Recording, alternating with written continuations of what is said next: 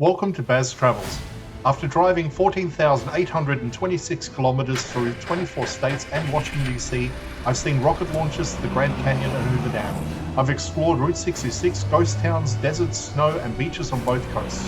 From Vegas casinos to Alcatraz, the White House to Hollywood.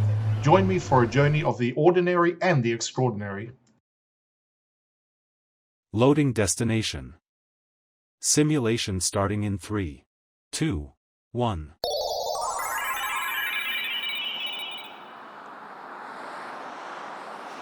To look around, move your phone or tablet.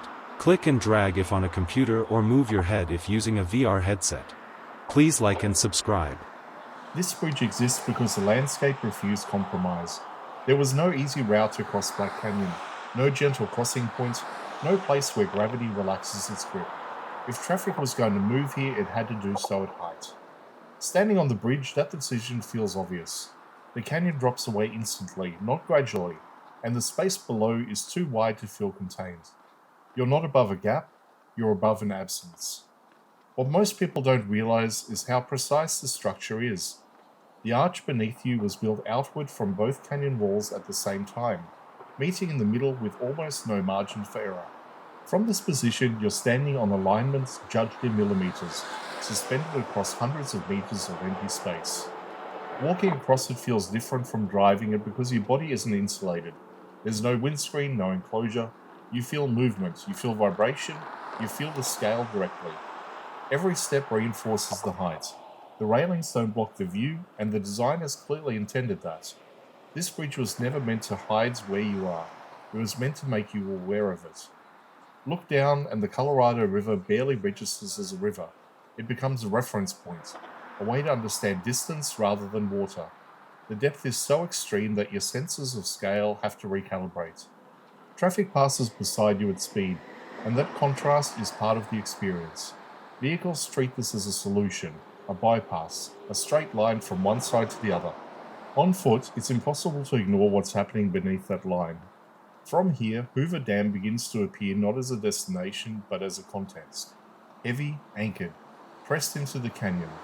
The bridge, by comparison, feels almost defiant, tension held in place by geometry rather than mass.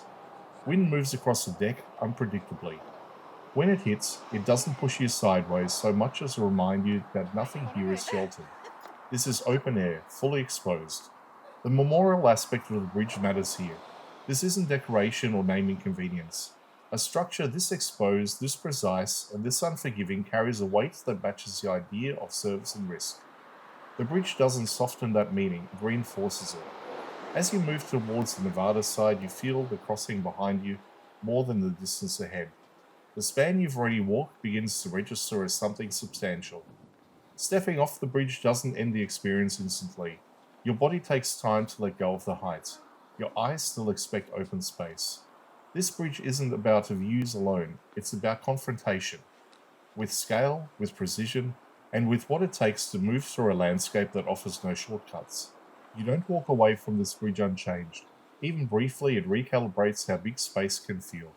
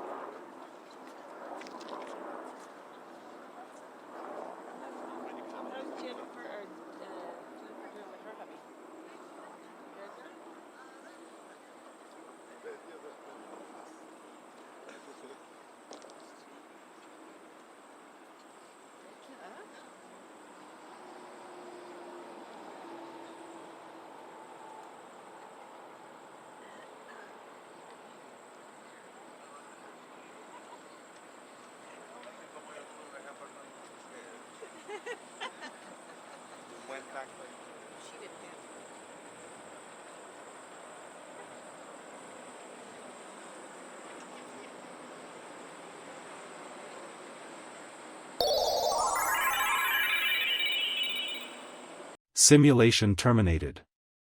Please comment, like and subscribe.